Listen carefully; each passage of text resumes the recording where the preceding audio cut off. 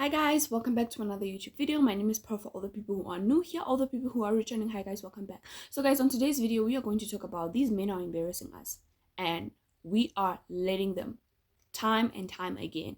Guys, we are letting these men embarrass us over and over and over again. You know that if someone does something to you over and over repeatedly, over and over to you, it's your fault, not that person's fault, because you keep allowing them to do that to you. And then you want to cry all the time and be like, oh my goodness, this is so painful. And it is. I understand why you're crying, but take some responsibility, because you're playing a huge role in why that person keeps hurting you that way, why that person keeps doing whatever it is that they keep doing to you. Right? I want to talk about this. I want to talk the way the world is today with us women and us men. Like, guys, we are so separated. Like, we are honestly the devil's advocates. We are doing the devil's work, and he's sitting and he's relaxing. He's watching us, like, yeah, you do that.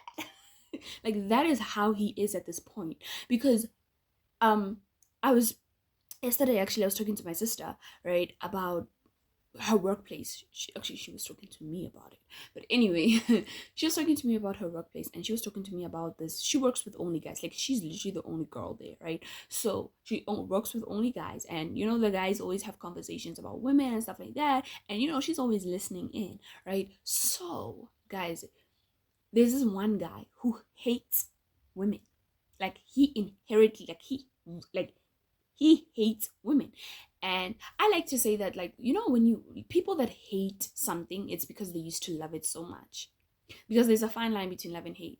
There's a fine line between love and hate. You don't just hate something just like that. You hate it because you used to love it. And if you hate something with passion, it's because you used to love it a lot. So I think that, like, a lot of people that hate men, a lot of women that hate men, it's because of they loved a man so deeply that man did something so horrible to them, or that man hurt them in such a way that it was so painful that this woman refuses to believe in anything else outside of the pain that she already knows. That's what I truly believe. Like, and I understand, I get it. Pain is painful, guys. Pain is painful, okay? Especially emotional pain. Honey, I am not, I know it. I know it firsthand. Have you ever cried so much over a guy? Oh, the embarrassment, the horror. I have cried so much over a guy to the point where I could not breathe. I have sat late on my bed, not eating for days because of I loved that man so much. Yeah? And he would just play in my face. So I get it. I get it. I get the pain. Pain is painful. I get it. Okay? I do. However, guys, I just want to talk about this. I feel like we are playing such a huge role in why these men keep embarrassing us. You know where all of this started? All of this started with feminism, by the way. I just want to say that. Feminism did such damage to women, or is currently still doing such damage, because that wasn't the point of feminism. Guys, feminism, like, I used to be a feminist. Like, I loved feminism because it was about empowering women, not putting down men. It was about that. Now it's about just putting down men. That's what it's all about. You know, that's it. I'm such a girl's girl. Like, I love girls. I'm such a girl's girl. Like, I love to see girls winning. I love to see them do good. I love to see them happy. Like, I love it. It brings me so much joy. But that's not what feminism is about anymore. And that's where all of this started. It started with women wanting to behave like men. Guys, men have always been disgusting. We know that. Right? We know that. It's just that now they're much more. They are overboard. Like, overboard. It's disgusting. But this has always been happening. It's been happening. It's just that social media is so, it pushes it in our faces that it looks like it's happening everywhere, because at this point I think that it is, right? But the way men and women hate each other, this thing needs to be studied. It needs to be studied, because what do you mean? But I get it, because I used to be a man hater. I was guys, I'm gonna make a whole video about how God changed me from being a man hater to being understanding that these are my brothers in Christ. Okay? Because I used to hate men. Oh, honey. Oh, I used to hate them. Every guy that I ever dated before my man will tell you how I used to treat him. I'd be like, you're not even a man. Like, I was that man. I was that girl that would put men down on purpose. Like, I would make sure that he feels bad about himself. And after making sure that he feels bad about himself, I'd look at him and he'd cry and I'd be like, why are you crying? Be a man. Like, and I wouldn't feel bad. The thing is, I wouldn't feel guilty. I wouldn't feel bad. I wouldn't care. Like, that's how far gone I was. So if you think that you're far gone, honey, you could still come back. Okay? Because that's God's children at the end of the day. Okay, and we have to love them. We are called to love them, unfortunately and fortunately. But I think that the way that these men are embarrassing us, it's because of we ourselves are allowing them. Because of I think that God created a system that works. God created a system that works. I think that God created a system that works, and then the enemy went against that system. The system was, we should not have sex before marriage. I think that that system works. Like, right now, I am celibate. I'm celibate. I have a man. We are both celibate. I told him, like, listen, I'm not gonna continue disobeying God. Even though I have a child with him, I told him I'm not going to continue disobeying God because of I want to please my flesh, because I want pleasure. Pleasure is something that I can always get over and over and over again, especially if I do it in the covenant of marriage. God doesn't say that we shouldn't have sex. He just says that we should do it under his covenant. Guys, because you know how powerful sex is. Sex is so powerful. Sex is the way that we fight for our marriage. That's how you fight for your marriage, through sex. So imagine you're not married. So what are you doing? You're doing the exact opposite. When you're not married and you're having sex, you're doing the exact opposite. You're not fighting for anything. You're fighting for your own destruction. That's what you're fighting for. You're not fighting for your unity. You're fighting for your destruction. You're fighting for your separation. You're fighting for that, right? Like, because it's not under the covenant of God. Like, I feel like God created such a beautiful system, and we humans, we went against it. We rebelled against it, and now we are facing the consequences of rebelling against it. Look at Megan Thee Stallion, what happened to her. Like, that man doesn't want to be monogamous, apparently, because I saw the little thingy that she wrote. Like, what kind of a person would say that? Like, what's wrong with you in your head to the point where you would take a woman, date her, I don't know how long they've been dating, for months on end, and then one day just wake up and be like, oh, you know what, I don't think monogamy is for me. Like, after cheating on her, though. I don't know if that's how it happened, but that's what it looks like. Like, because she was like, you don't want to be monogamous. Like, what type of man does that? What type of individual do you have to be in your head for you to do that? There's something really messed up with you, because you didn't take into consideration that this is somebody else's child and you're wasting their time. You just wanted to get a little pleasure and be like, oh my goodness, I got with her. Like, check. It's like, check. Next. There's something really wrong with you if that is how you are. You need to go to God. Okay? But I feel like if we women were to run back to God, run back to the ways that God has, it's hard. Like, honey, me being celibate, honey, I've been trying for years to be celibate. Like, before I met my man, I was attempting to be celibate. Then I fell. I fell, did the stuff, prayed to God, ran back to God. Then I fell again, ran back to God, and now I'm back again. I'm here. I'm trying again. But you know what? This time, the difference is that this time I'm going to do it with him, because I feel like all this time that I've been trying to be celibate, I've been doing it by myself. I've not included God in it. Every single time I meet my man, this time I'm gonna pray. I'm gonna say, God, please give me the strength to not touch this man. Because the thing about me is that I'm the girl. Thing about me, guys, is that I'm that girl. I'm the girl that's like, I don't need a man to make a first move. I will make the first move, honey. I will get on top of you, okay? Like, I've always been that way. Like, I'm not the type of girl to wait. Like, if I want something, I take it. I'm not like, sometimes I will play like what's this, damsel in distress type of vibe and be like, so yeah. But it's because I know what I want and I know how I'm gonna get it. And I'm gonna get it by manipulating this man and thinking that he's the one that wanted this all the time, this whole time, but it was actually me. Like, but that's how girls are, because that's how we are. I'm not gonna, that's how we are. And y'all know that's how we are, because when you wear that matching piece set, you know what you and your man are gonna do later on. You're wearing it because you want him to see how sexy you look.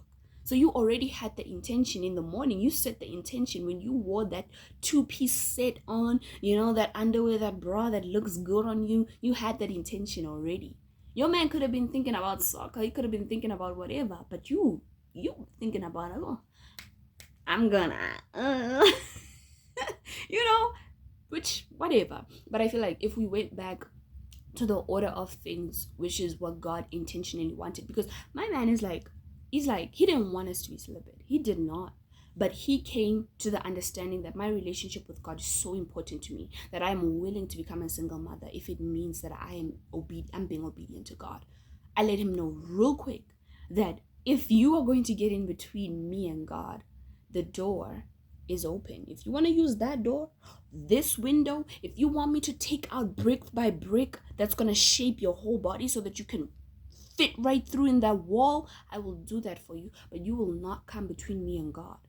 I'm serious about him now. I'm serious about God now, guys. Like, I'm not even playing, because I feel like I've been outside of his will so much so that my life has been, it's just been meh. It's just bad. It's just meh.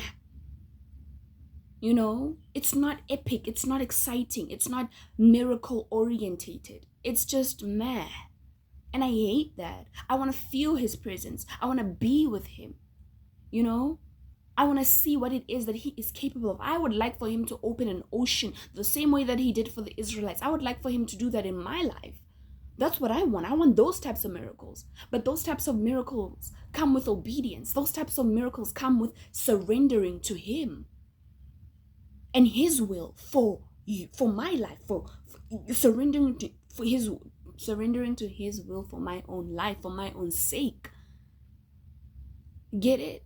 I feel like if we went back to that, it would make such a huge difference, because we are the ones that are in control of the cookie, but we are so possessed by the mindset that we want men to not assume that, we want men to think that we want to hit and go too. Like, it's not that deep. Like, so that I can also come sleep with you and leave, right? I can also detach. We want that type of narrative. We want that type of position. We want men to think that. We don't want men to think that we want marriage all the time. That's where we are at. It's like, sir, I also hit it and quit real quick. That's how I am, like, period. But it's like, is it though? Because deep down inside, I know that a lot of women, we want to get married. We want to have kids. A lot of women, we do. But because of the way men are behaving, we are like, you know what? That's not going to happen. We disqualify ourselves immediately before we get that. We disqualify ourselves from the idea of love because of how these men are acting. We choose to go by the statistics of the world without understanding that God works out of the statistic. When I got my first job, I didn't have a position. They had to create a position for me. I got hired today and went to work the next day. Like, I met my boss today. Then she said to me, come work for me tomorrow. I worked for her the next day and I didn't have a position. They had to create a position for me. That's what God does. That's how he works. You get it? He doesn't care about the statistics of the world. He's like, I don't care. Every marriage could be failing, but yours won't, because of it's under my protection. That's how he works. Every relationship could be failing, but yours won't. Do you know the grace of God? I've seen it on my life. Guys, like my baby. My man could have easily left me. Do you know how many? I'm 22 years old. How many girls do you know that are my age that have had kids with men that have stayed?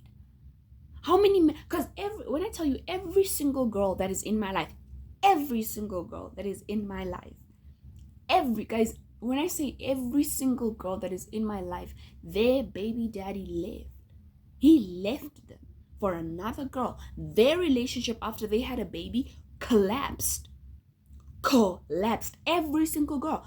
Mine was strengthened. After we had little baby boy, my relationship with my man became stronger.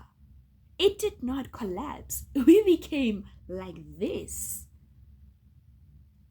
And you guys want to say, oh, what are you going to say? What are you going to say to that? What are you going to say to that? It's God, because I see it. I see it. I see the way my man behaves with me, the way I behave with him.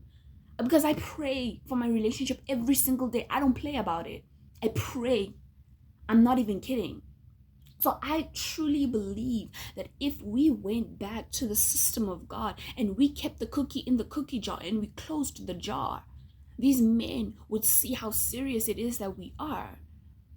That if you can't respect me, and if you can't have self-control around me, if you can't have self-control, period, then you do not deserve to be in my presence. You do not deserve to touch me. You do not deserve to have me. You're supposed to have patience. You're supposed to have self-control. These are the things that you're supposed to possess. And if you do not have them, sir, the door, the window, or the wall, pick and walk through one.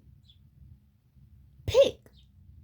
We should be firm with these men because they keep embarrassing us over and over. Look at Christy Sarah. You know, I felt bad for her. Like, my heart broke for that woman. Like, it broke. Like, I loved her family. It was beautiful. But it broke. But everything that is outside of God in this day and age, will break. Everything that is outside of the will of God in this day and age, it will fall apart. It will, because the enemy is standing up. Listen, honey, he's been working out in the gym for all these years. Now he has a system that's in place. He already has you with your mindset.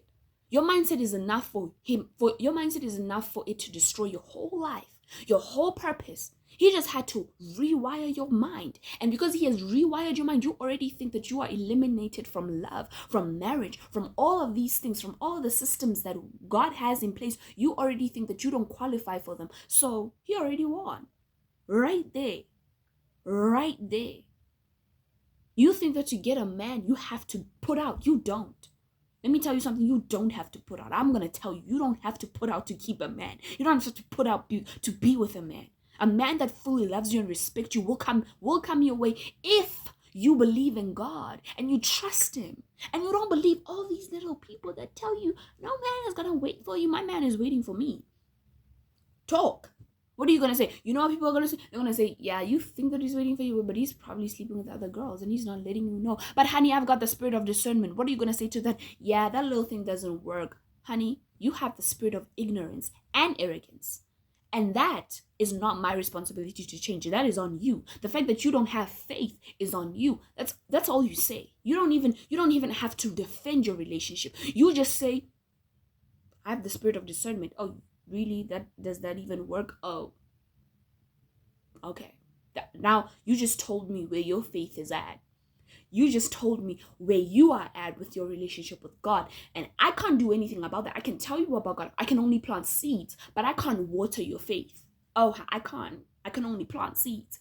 Watering is up to God and you. You know. Yeah. That's all I had to say. Oh, this video is so long. Oh my goodness. But I hope you guys just got the message of what it is that I'm trying to say. Like, let's run back to God, ladies. Let's run back to God. Listen, you're gonna fall. Get up. Pick yourself up. Tint yourself. And go back again. Over and over until you get it right.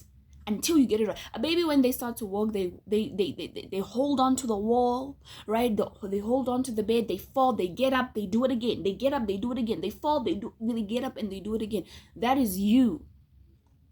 God just needs to know that you have a willing spirit. Okay? It didn't take me, I've been working with God for 5 years now, right? And this year is number 5, right? And this is the only time that I'm being celibate. I haven't been celibate for all of these years. I have not. I've been falling into sin, in and out, in and out, in and out, in and out. And now I'm very serious about it. I'm not even playing.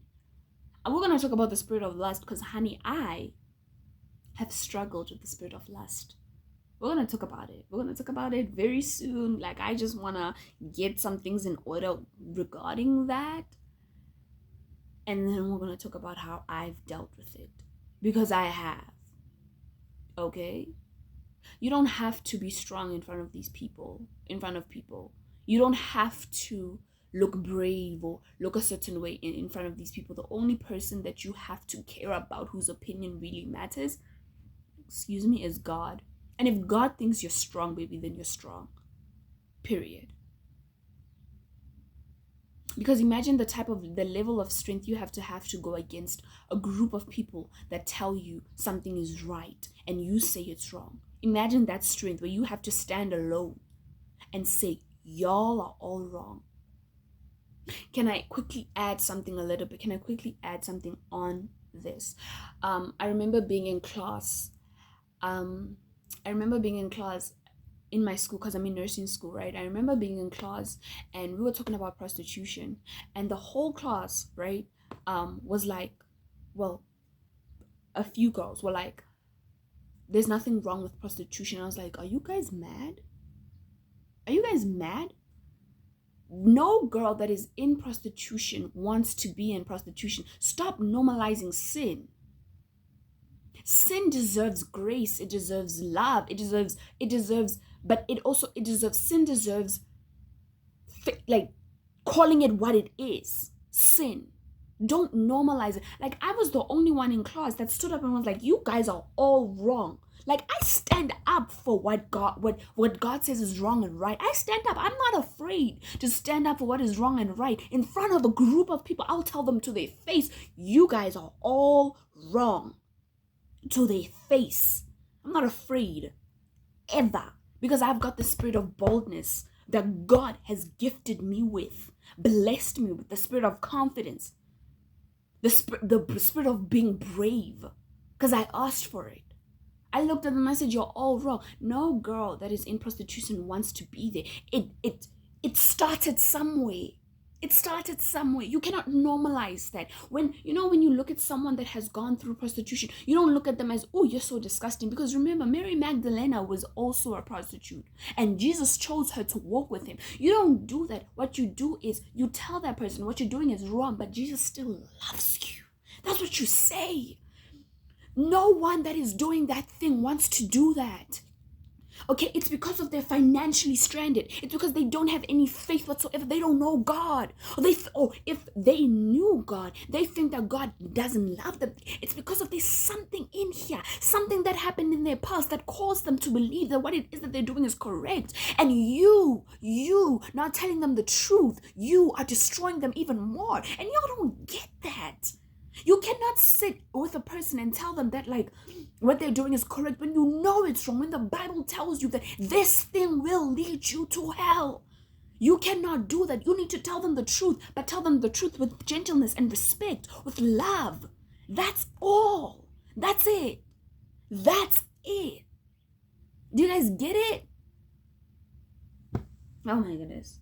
Like, I would walk up to a person that is doing that. I would tell them straight to their face. If I had that opportunity, I would hug them and I would be like, God loves you. God loves you so much. You are not disqualified from God's love because of what it is that you're doing. I would tell them that. I would. Me. And you need to be like that too. But anyway, you know what? You know what? I'm gonna go because I feel like I went off topic, but I'm gonna go and I'm gonna see you guys. I'll see you guys on my next video. Please do not forget to like, share, and subscribe. And goodbye.